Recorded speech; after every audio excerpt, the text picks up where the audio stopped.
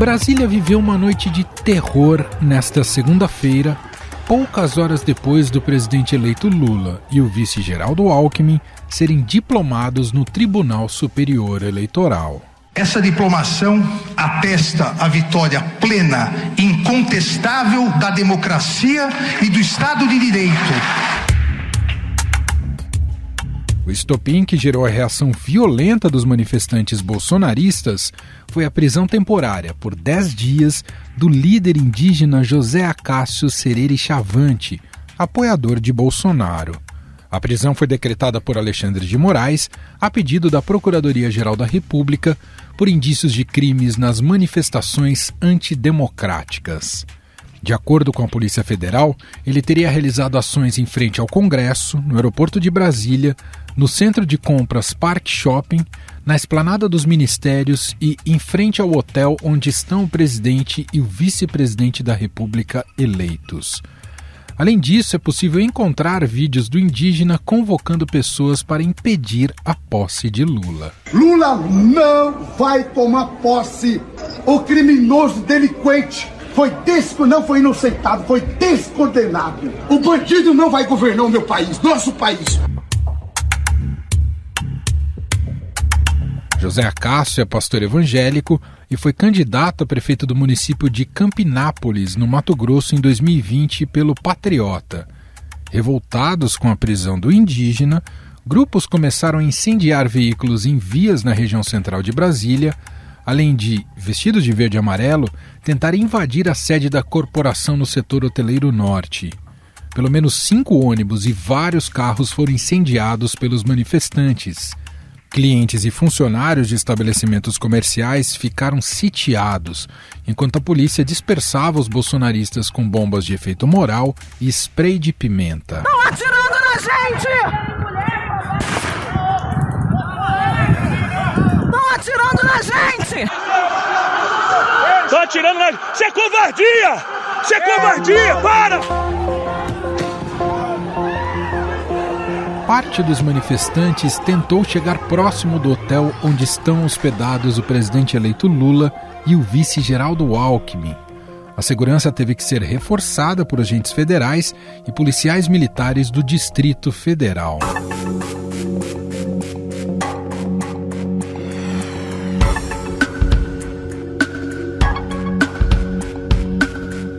Em coletiva de imprensa, o futuro ministro da Justiça e Segurança Pública, Flávio Dino, garantiu que a integridade física do petista foi preservada. Em nenhum momento o presidente Lula foi exposto a qualquer risco. O presidente Lula, nesse momento, está em absoluta segurança e assim prosseguirá até o momento da posse e até, portanto, o pleno exercício das suas funções.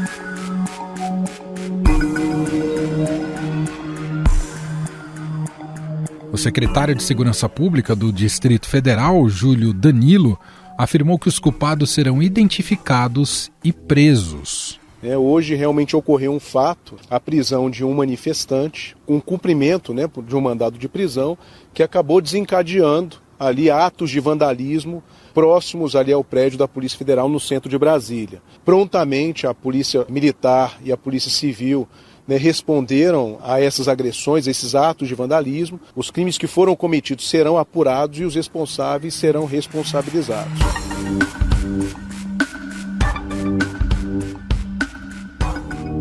Apesar da retórica bolsonarista em dizer que os atos foram causados por pessoas infiltradas, o secretário confirmou que parte dos manifestantes saiu dos acampamentos na frente do QG do Exército. O presidente do Senado, Rodrigo Pacheco, chamou de absurdo os atos de vandalismo na região central de Brasília. Já o presidente da Câmara dos Deputados, Arthur Lira, defendeu as manifestações pacíficas e condenou a violência ocorrida na capital federal. Mais cedo, durante a diplomação de Lula e Alckmin, o presidente do TSE, Alexandre de Moraes, fez um discurso forte e prometeu punir grupos extremistas que incentivam atos antidemocráticos. Contra os ataques antidemocráticos, contra a desinformação e contra o discurso de ódio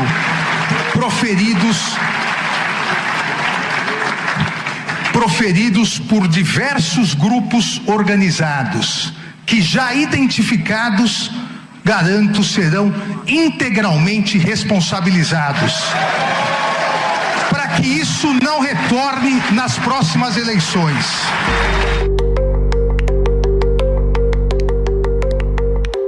O que se observa é que essa tensão tem sido provocada desde o fim das eleições, com a recusa dos bolsonaristas e do próprio presidente Bolsonaro em reconhecer a derrota. Mais do que isso, recentemente, na frente do Palácio da Alvorada, o atual mandatário fez um discurso dúbio para apoiadores, dizendo que nada estava resolvido. Quantas vezes eu disse, ao longo desses 4 anos, que temos algo mais importante que a própria vida, que é a nossa liberdade. Nada está perdido.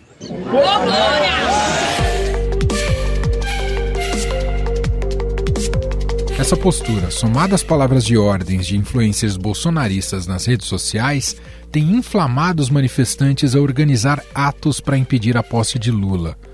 Aliás, na noite do ocorrido, nenhum membro do governo federal se manifestou sobre os atos. Bolsonaro se encontrou com integrantes da Marinha nesta terça-feira, no dia seguinte, mas não fez menções diretas aos atos de vandalismo.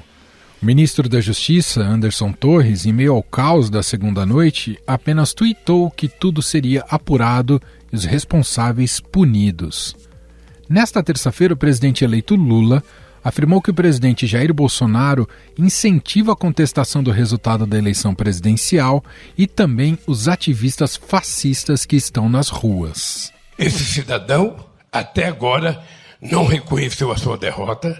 Esse cidadão continua incentivando os ativistas fascistas que estão na rua se movimentando. Ele continua incentivando. Ontem ele recebeu esse pessoal no Palácio da Alvorada. Não sei qual foi o estrago que foi feito no Palácio da Alvorada.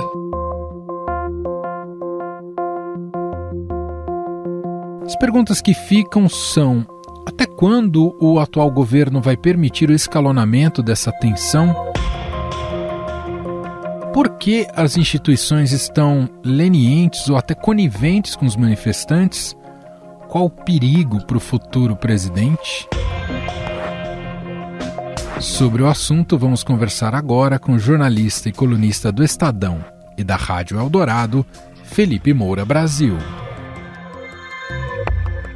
Tudo bem, Felipe? Seja bem-vindo mais uma vez por aqui. Como vai? Salve, salve, grande Emanuel. Sempre um prazer falar com você. Já estava com saudade desse podcast que tem a melhor curadoria possível, né? São episódios fantásticos que eu adoro ouvir, principalmente quando eu estou na estrada Rio-São Paulo-Rio.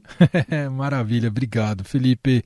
Bom, começar já te perguntando diretamente, objetivamente, Felipe, o quanto dá para colocar na conta do presidente Jair Bolsonaro o que ocorreu na noite de segunda em Brasília?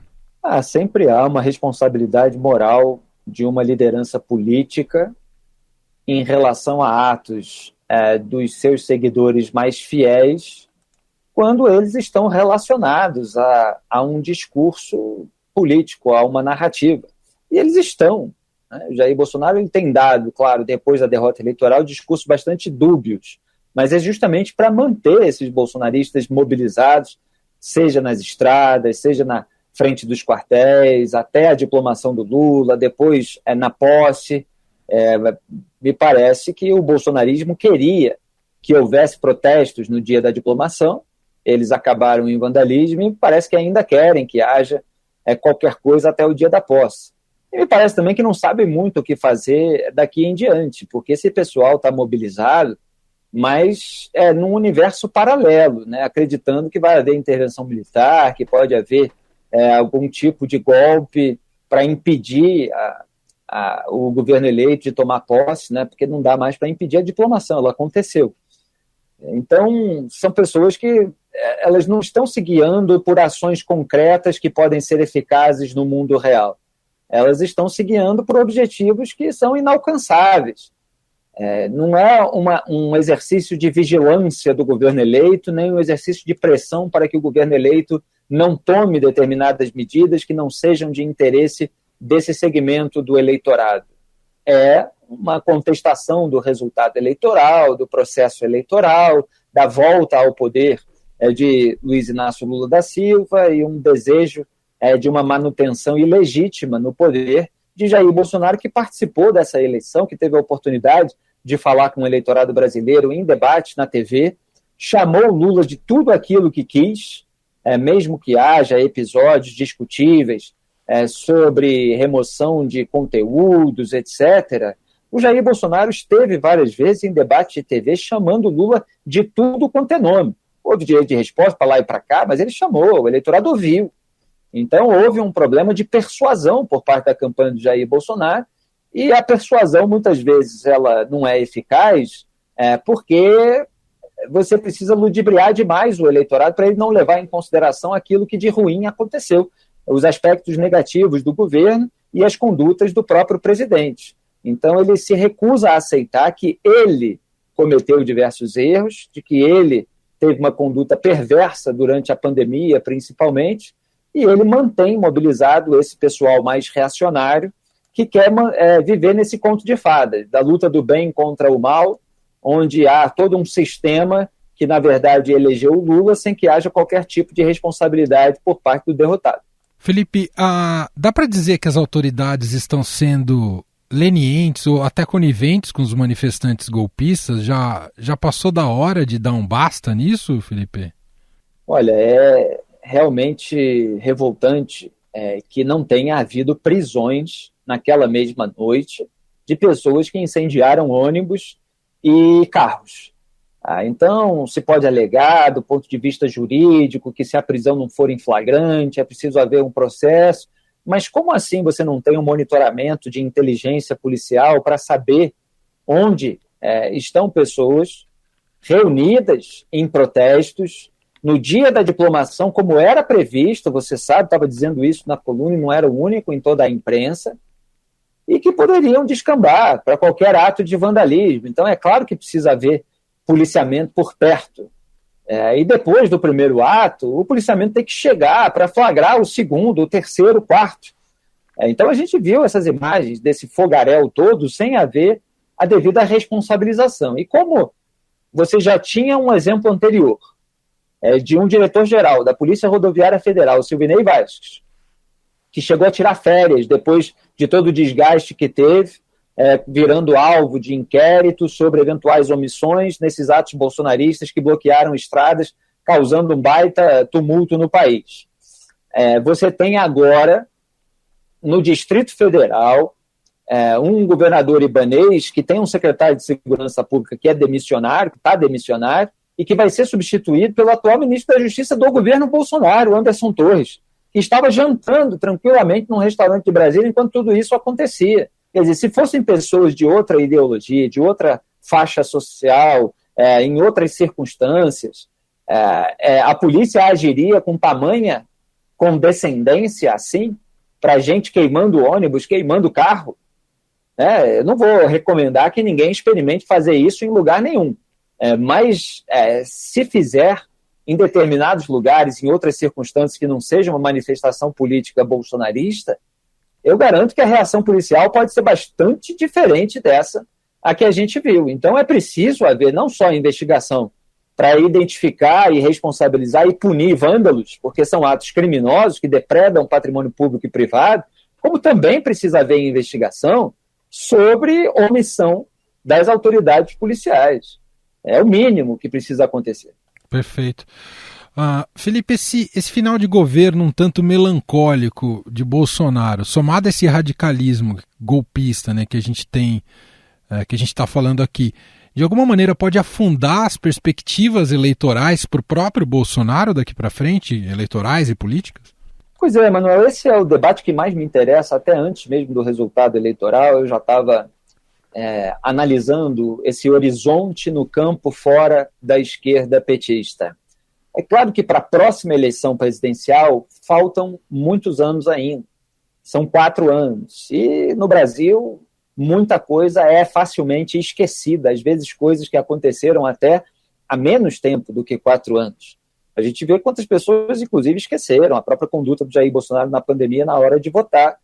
E isso também é influenciado pelo fato de que o oponente, muitas vezes, não é do agrado de segmentos do eleitorado, então se tapa o nariz, mesmo sem compactuar com toda a conduta daquele candidato que se considera menos pior. Então é claro que o Bolsonaro, se ele tiver uma conduta, vamos dizer, não daqui para frente, porque ele não vai melhorar amanhã, mas aí dos próximos anos para 2026, que consiga unir um pouco mais o eleitorado antipetista num cenário de eventual desgaste do Lula e sem formação de novas lideranças, é claro que ele pode ter algum tipo de cacife eleitoral, mas o fim é muito melancólico. Há pessoas muito mais sensatas e moderadas no campo dessa direita ainda incipiente no Brasil, pessoas com maior senso democrático, inclusive, como o próprio Tarcísio de Freitas, mesmo sendo aliado do Bolsonaro, ele é mais sensato do que o ainda presidente da República.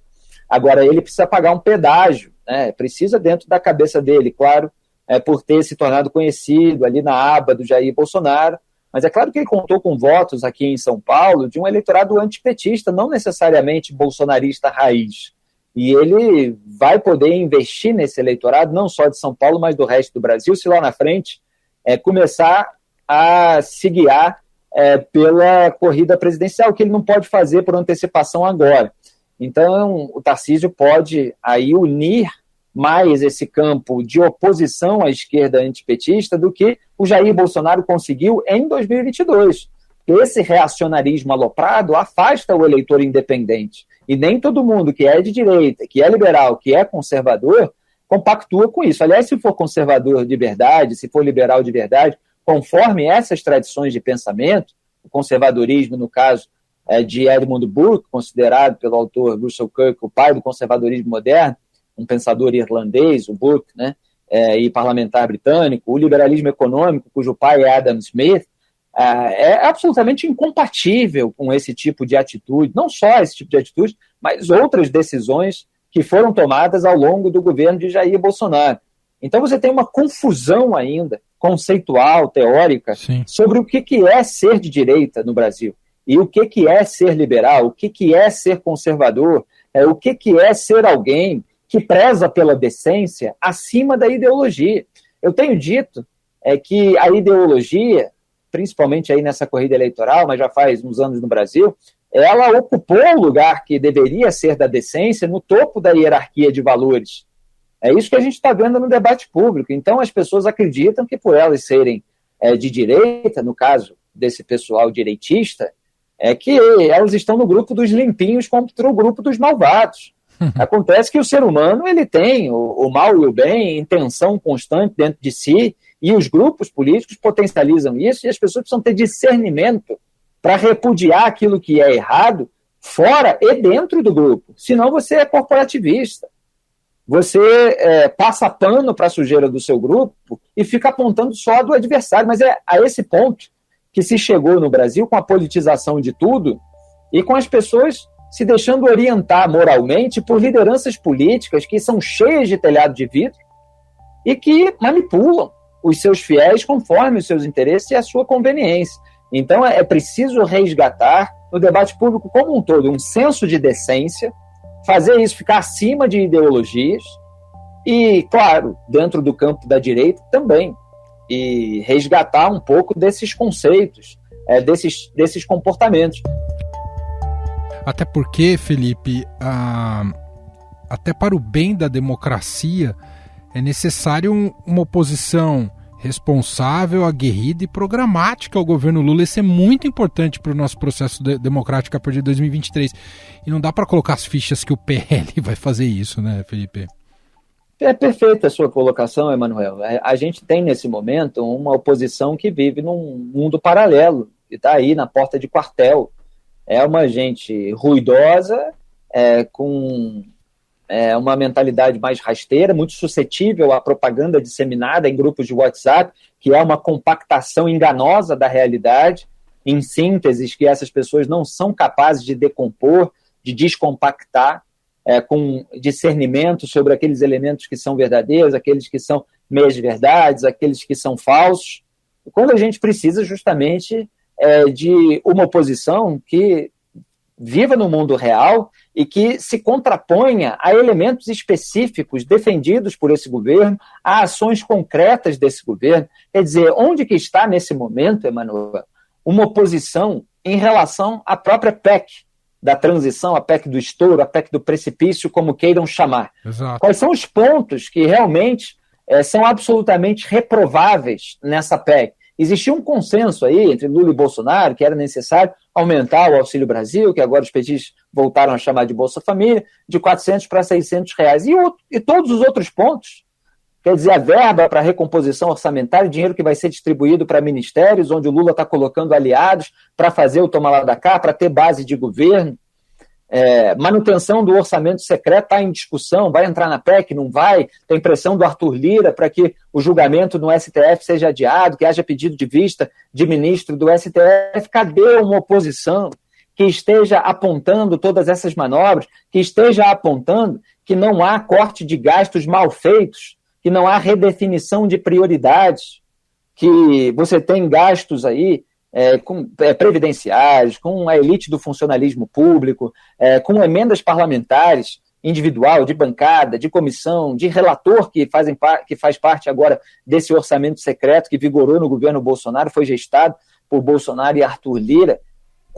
Você não tem cortes daquelas pessoas que são privilegiadas.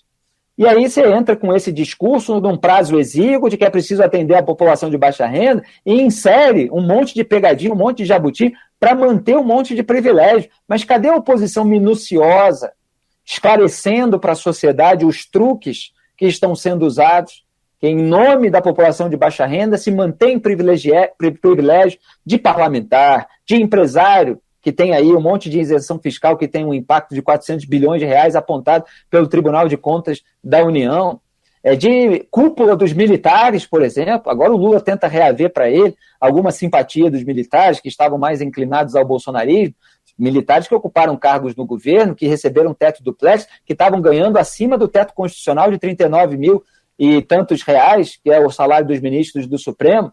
Quer dizer, cadê esse corte dos privilégios? Cadê uma oposição que defenda esse equilíbrio das contas públicas de uma maneira mais racional, com a prioridade da população de baixa renda, mas sem esse afrouxamento das regras fiscais por falta de dever de casa dos políticos? Só para fechar, Felipe, fazer uma última pergunta, e vou deixar claro aqui para a audiência que eu não estou justificando nenhum tipo de reação das que temos visto pelos bolsonaristas, especialmente o que ocorreu na noite de segunda em Brasília. Mas tem um aspecto que eu acho que cabe uma crítica, mas eu queria saber se é por aí ou não, Felipe.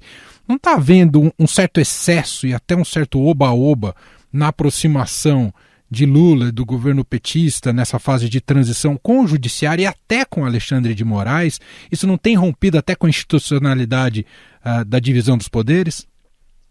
Não resta a menor dúvida, Emanuel. Eu aponto isso sempre, e isso também deveria estar sendo apontado de uma maneira mais sensata por uma oposição de verdade.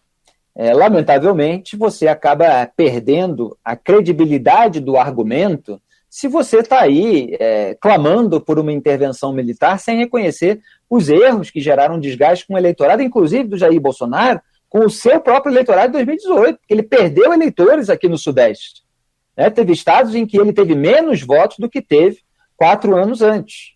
Então, eu aponto desde sempre a promiscuidade entre os poderes. Lamentavelmente, a geografia de Brasília acabou facilitando essa promiscuidade. Você tem a Praça dos Três Poderes, o sujeito atravessa a rua, já está lá o político junto com o juiz que eventualmente pode julgá-lo ou que já o julgou, como é o caso do Lula, porque foi julgado por ministros que são do Supremo Tribunal Federal, do STF, mas que tem também ali um rodízio no Tribunal Superior Eleitoral. Atualmente o Alexandre de Moraes, que é ministro do STF, é o presidente do TSE, e o vice é o Ricardo Lewandowski, que foi indicado para o STF pelo próprio Lula, e que sempre votou a favor do Lula, e sempre votou a favor dos petistas, nas ações penais mais sensíveis, de maior repercussão.